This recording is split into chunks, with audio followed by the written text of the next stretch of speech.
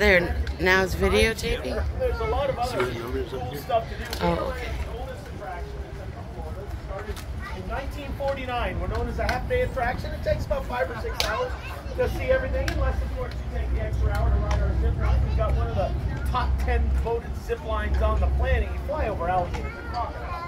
Yeah, right? We have a swan buggy ride. We have 3 great shows. We're a wildlife refuge, and we're Central Florida's largest wading bird, and we've got over 3,000 animals there, guys. And by the way, this weekend is the very last weekend of our Gators, Ghosts, and Goblins Halloween event. Come on out and see us. It's going to be a lot of fun. We've been doing it for the last 4 years, and this is a very, very popular event. Kids can dress up and go trick-or-treating at the park. We've got all kinds of cool exhibits and characters walking around, and we also have a monster museum. It's a lot of fun. Come on out. And by the way, for the adults, it's Oktoberfest. Anyway, I brought along a few animals to show you guys. Some of these animals may frighten a few of you, and I may need a couple of young volunteers to help. Keep your hands down, because in order to be my volunteer, you have to be brave, because I ain't going to tell you what I'm going to put in your hand. Who wants to be my first volunteer? That girl right there. Come on up here. Give it up for her, guys. Woo! Hadley, stand right there, Hadley, and face everybody. There you go, Hadley. Hadley, I want you to hold your hands flat, just like this. Make them flat, just like that. All right? Now, this first animal is kind of scary, but it's not going to hurt you, I promise, okay? Just keep By the your eyes way, forward. I got permission to videotape this. It's always good to ask first, if you can or can't.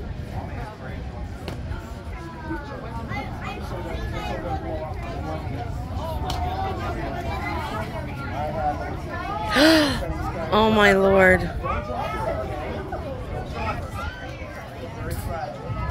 And there you go. Give Adley a great big round of applause. Wow. Whatever you know what you're holding, Hadley?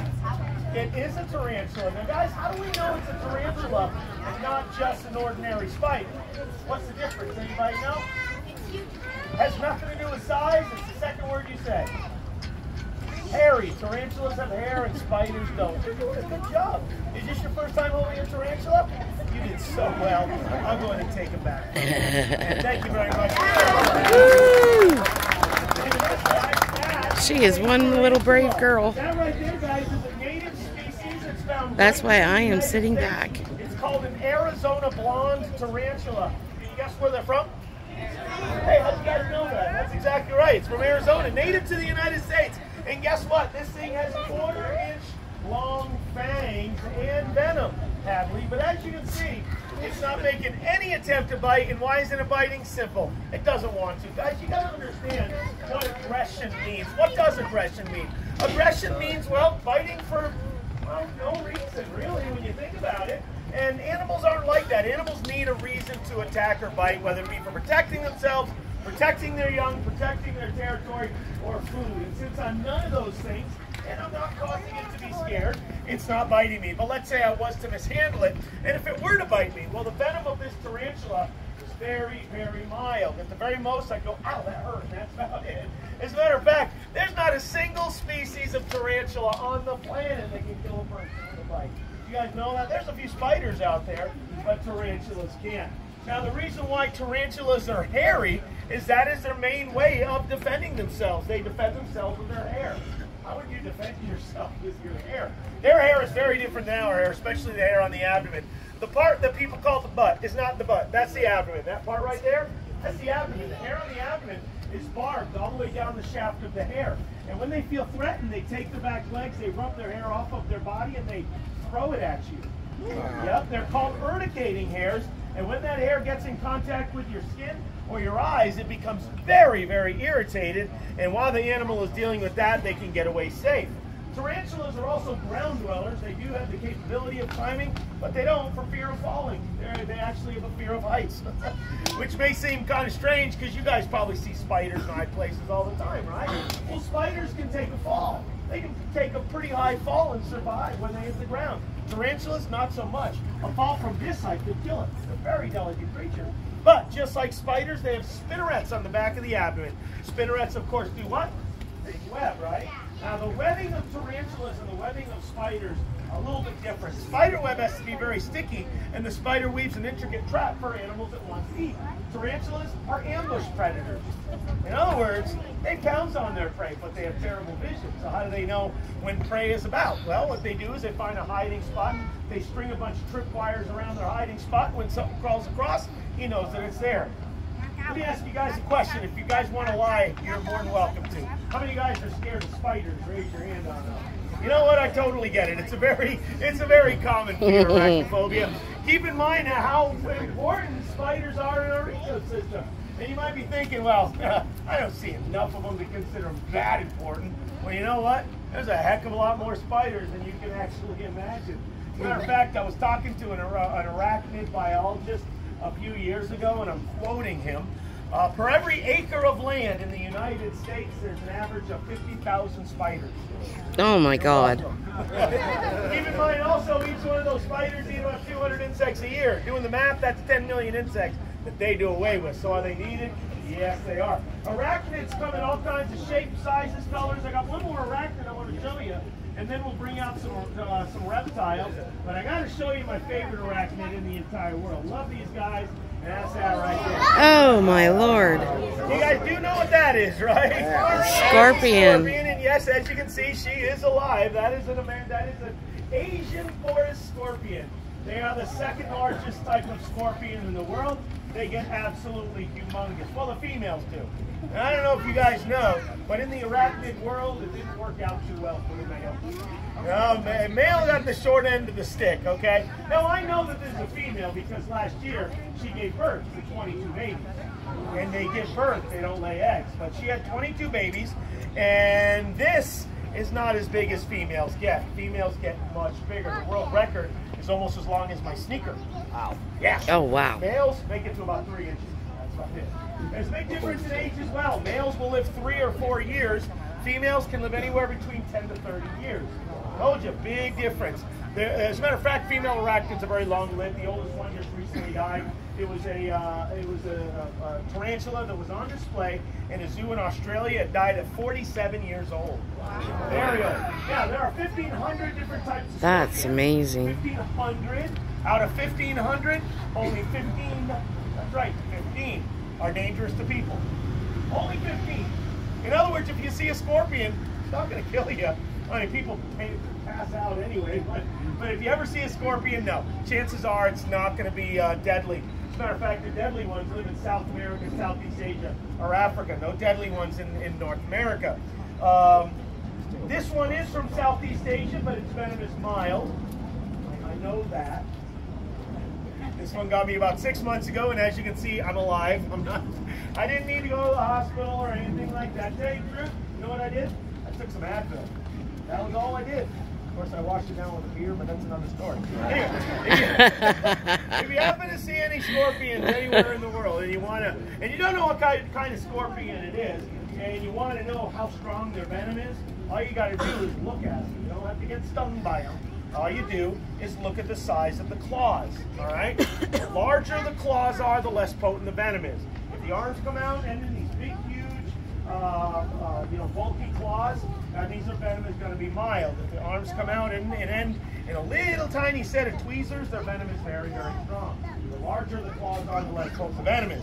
The reason makes a lot of sense. Those claws are strong. They can do a lot of damage just using their claws. They can defend themselves and kill their prey solely with their claws. If they have little tiny claws, they need strong venom to be able to subdue their prey and defend themselves. And we do have scorpions here in the United States. You're probably aware of that. By the way, do I have any Canadian friends here? There is a Western Canadian scorpion. It's found in Alberta all the way over to BC. It's a Western Canadian scorpion. So yeah, we got scorpions in North America. According to the United States Poison Control website, 90% of all scorpions things that occur in the United States occur when somebody puts their foot into a shoe that happen to have a scorpion in it. 90%. That means 90% of scorpion stings are venomous. Shake out your shoes before you put them back on, all right? Anyway, we're going to go and get her off me here, put her back, and let's move on to something else. You guys want to see a reptile? Yeah! A reptile. Yeah, it's one of my favorite reptiles in the world. On a radio program, I don't take requests.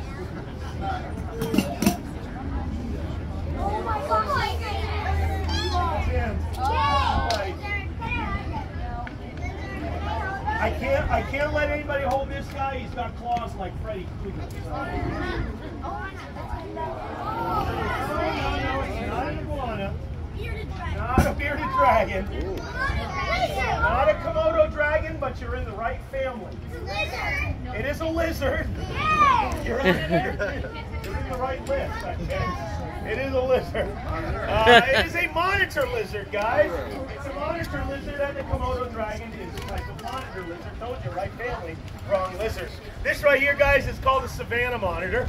Savanna monitors are, well, they're not from Georgia. They're actually from Northern Africa. All monitors live in the eastern hemisphere, none in the western hemisphere, none in South and North America.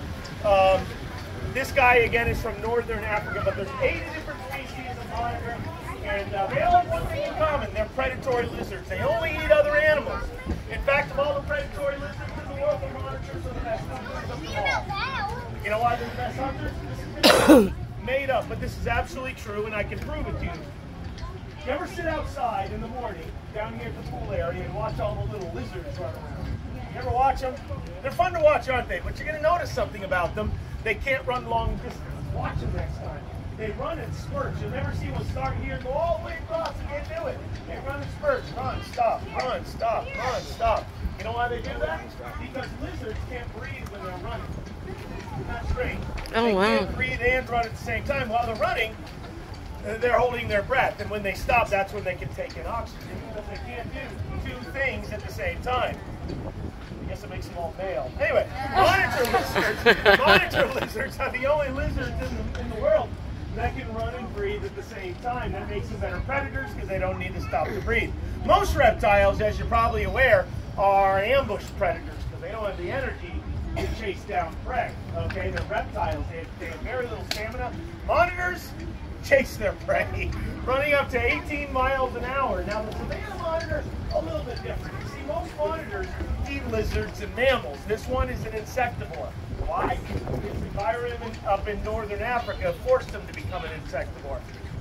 Not a whole lot of lizards and mammals up there except each other. Yes, they are cannibalistic. But have you ever seen pictures of those huge termite mounds of Africa? That's his main diet. Not the mountains, but the termites themselves. And you might be thinking, well, termites are small. That's a lot of termites for this guy to eat to fill up that belly. Mound-building termites are 4 inches long. They're huge, so that's what this guy mostly eats. And by the way, if you would like to move to Africa and you want to move into Northern Africa, don't worry about those termites. They don't eat wood. They eat fungus. Anyway, stick out your tongue, Charlie. Charlie, stick your tongue out. There we go. You guys see that tongue stick out? You guys know what the tongue is for? Well, very good. They smell the tongue. You're also going to notice the tongue is forked. Did you notice that? You know why his tongue is forked? No? Anyway? What'd you say? They can, no, they don't. They can't catch with their tongue. They can't catch with their tongue. What's that? They catch with their mouth, actually. So why is it forked? Why do you think, buddy?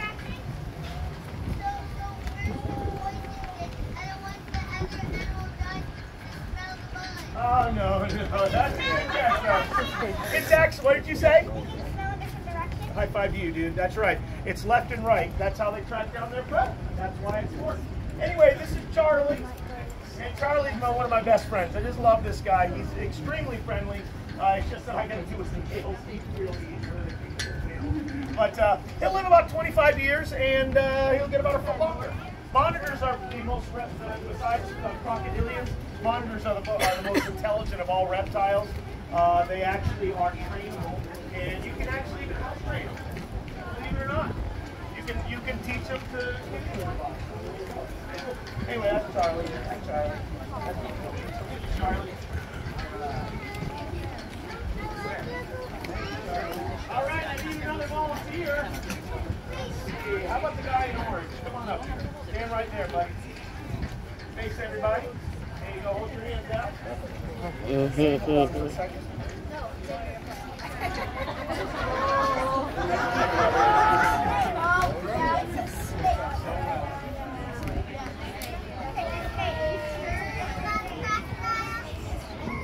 What's your name, dude?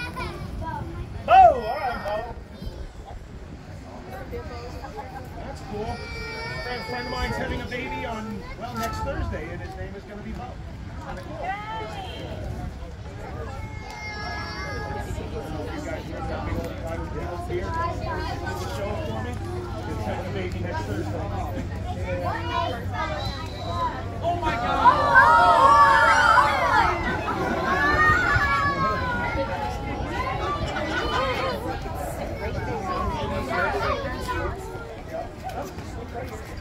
There you go. Give Bo a great big round of applause. Let's go. What's the hold? Yes, it is. You're absolutely right. Yay! What kind of snake is it, Bo? Do you know? No, not a python. What'd you say? Who said that? Who said that? There you go. You're right. Don't be proud of that answer, buddy. Very, very good. And you're doing a good job. Don't worry, she won't bite you. She only bites on Wednesdays. Don't tell the snake that, okay? Don't tell the snake that. All right, thank you, Bo. Thank you very much. Give it up for Bo, guys. Well, yes, guys, this is the ball python. But if you want to hear an interesting story, ball python is not the original name of the snake. Ball pythons are actually from Africa, and it got the name ball python here in the United States. How? Well, about 70 years ago, 1952 or so, snakes suddenly started to become popular as pets here in the United States, so they started importing different types of harmless snakes from around the world to the United States to sell in pet shops. Well, they imported a ton of these guys from Africa. And when they got here, they wouldn't sell very well. They wouldn't sell very well because there was nothing special about them. There was nothing novelty about them. There was nothing, well, marketable about them. So they took them off the market. They sat on them for a while, and they wondered what they were going to do with them. So they kind of reversed gears, and a whole bunch of American marketers put their heads together and realized when this snake gets really scared, it rolls up into a tight little ball to protect its head. And so they officially changed the name in this country to ball python. They put them back on the market, marketed as ball pythons, and they sold a lot better. See, it's the 1950s. This was the age of automation, guys. This was the start of... People wanted stuff to do other stuff, all right? You walk into a pet shop, you say, I'd like to buy a snake. Shopkeeper says, well, I got a wonderful selection. I've got a few over here, but I got this one that turns into a ball. See, it's a novelty. Well, I like the original name better. The original name is Royal Python. Royal Python is kind of cool. When you think of royal or royalty, what do you think of? Queen and kings, right? Well, thousands of years ago, in northern Africa, kings, queens, rulers, and even the wealthy used to wear living snakes as jewelry. That's a true story. That's an absolute... I know what some of you guys might be thinking, I would never do that. I'm scared to death of snakes. Well, you got to understand that different fears that we have today didn't exist thousands of years ago. I'm actually a psychology major, and I work with animals, but I'm a psychology major as well as English literature. Anyway, one of the papers I did was about fear. Fears that people have today did not exist thousands of years ago. People weren't afraid of snakes. It was an animal that people saw. In fact, not only that, but it was a fashion accessory. And I can prove it to you. What was the name of the ancient queen of Egypt that loved snakes? Cleopatra. Cleopatra. As a matter of fact, if you ever see a painting of Cleopatra, guaranteed they will paint this species of snake with her because it was a sign of royalty. Why did they use royal pythons? Simple. They hang on without squeezing. See, there you go. Anyway, we're in America, so we're going to call it a ball python. Ball pythons are pretty popular pets here in the United States because they're manageable. This one right here is 14 years old. She's old. She'll live about 30 to 35 years, but she's maximum size. She's easy to take care of. Here in Florida, though, if you happen to live here and you do want a type of python, this is pretty much your only choice. If you want any of the other larger pythons, you got to move out of the state. And if you've been following the news, you probably know why. Burmese pythons here in the state of Florida are invasive. In the Western Hemisphere, where we are right now, there are no native species of python. Pythons are only found in the Eastern Hemisphere. Okay, here in Florida, we have 300,000 of them out in the wild. Now, where did they come from? Well, a lot of people think that they were pets. 300,000? No, not all of them were pets. Most of them are actually descendants of a big group of animals that actually escaped on August 24th, 1992. August 24th, 1992. Anybody know what happened that day? Hurricane Andrew. Back in the late 80s, it became very lucrative to raise Burmese pythons. You could sell them from between $200 to $2,000 a piece. Oh, wow. Females can lay up to 60 eggs a year. They just caught one down in South Florida, cut her open. She had 122 eggs inside of her. Holy That's why crap. there's so many, because they're so prolific. Well, anyway, there was a wholesale warehouse in South Florida that had 400 breeding pairs of Burmese pythons. Their building was damaged so bad during the hurricane, they lost about a quarter of their stock in the wild. That's where a lot of them came from. But that was 30 years ago. Guess what? They're not just in South Florida anymore. They've been seen as far north as Daytona. In fact, any of you guys been to the Kennedy Space Center? Yes. They just found one yesterday in Kennedy Space Center. See, Oh my anything goodness. released in the wild in the state of Florida is going to survive. Nothing's going to die here in the state of Florida. Which is the reason why people retire here, because nothing's going to die here in the state of Florida. If you guys ever decide that you want to buy an exotic animal, what's an exotic animal? Well, an exotic animal well, yeah, you're right, sweetheart. You're right. Most exotic pets are not dogs and cats, okay? If you want something that's other than a dog or a cat, like a bearded dragon or a snake or a hedgehog or something like that, make sure you know what you're getting yourself into. Don't purchase it and then learn about it and then purchase said animal, okay? Don't just buy it. Just don't buy it. Don't buy it because it's cute. Learn about it first, all right? All snakes have a few things in common. All snakes have teeth, every single one. They've got 6 rows of teeth in their mouth. They got 4 rows of teeth on top and 2 rows of teeth on the bottom. That being said, is there really a safe snake to walk out into your backyard and pick up? Not really. The first thing a wild snake is going to do if you pick it up is what? Bite you. And why is it biting you? Scary. Snakes only see 2 types of animals around them. Animals that they eat and animals that eat them, so they're going to defend themselves. All snakes have that forked tongue. We've already discussed that. Snakes so many ears, but can snakes hear? Yes. Yes, snakes can hear. A lot of people say they can't hear, they just pick up vibration, which is true, but what is sound? You know, elementary, it's pretty much vibrations, right? They're so sensitive to vibrations, they can feel sound in their body. Here's another good one for you. Can snakes unhinge or dislocate their jaws to swallow something really large? Yep. No. No. They can swallow large things, but there is no unhinging or dislocating. In order to show you that, I'm going to use my hands. Thank you, sweetheart. Now, the reason why they can't unhinge is because guess what's not in there? Unhinge.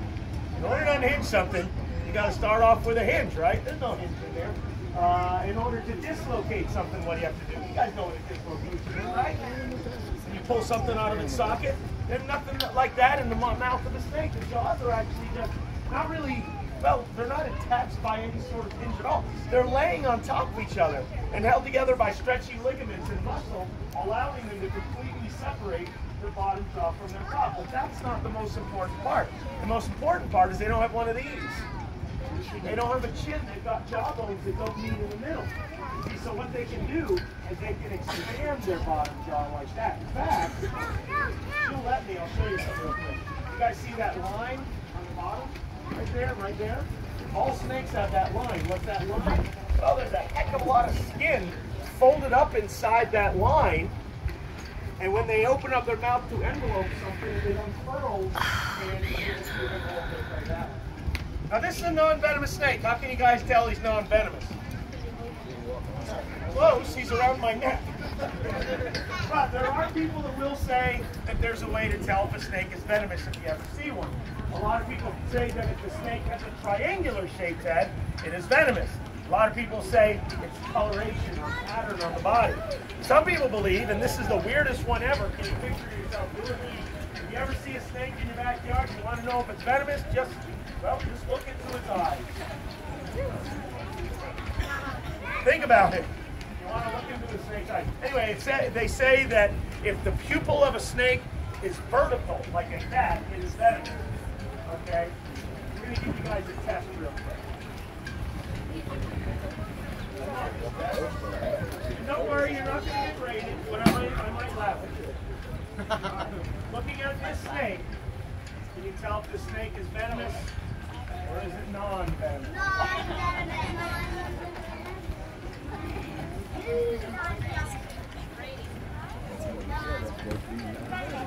do you think, guys? What do you think? This is known as a king cobra. So it's venomous. It's got round pupils, but yet it's venomous. So that throws that out. How about coloration? Coloration, this is brightly colored. It even has vertical pupils. Is this venomous or non-venomous? Okay, this right here is actually called an emerald tree boa constrictor. Constrictors are non-venomous because they kill their prey how? Squeezing. Last one. This is a tough one.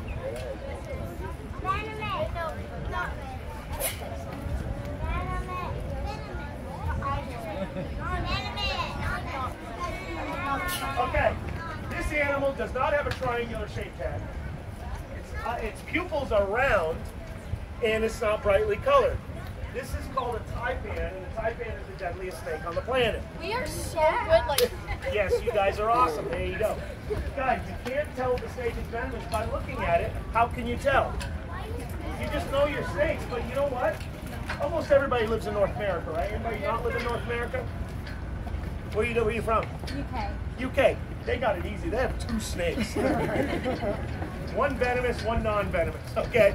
If you live in North America, all you need to know is 4 venomous snakes. That's all. So know these 4 venomous snakes, and you've all heard of them before. There's no strangers. Copperhead. You all heard of the copperhead? Okay. Now the cousin of the copperhead that hangs around the water. Cottonmouth water moth is my favorite snake.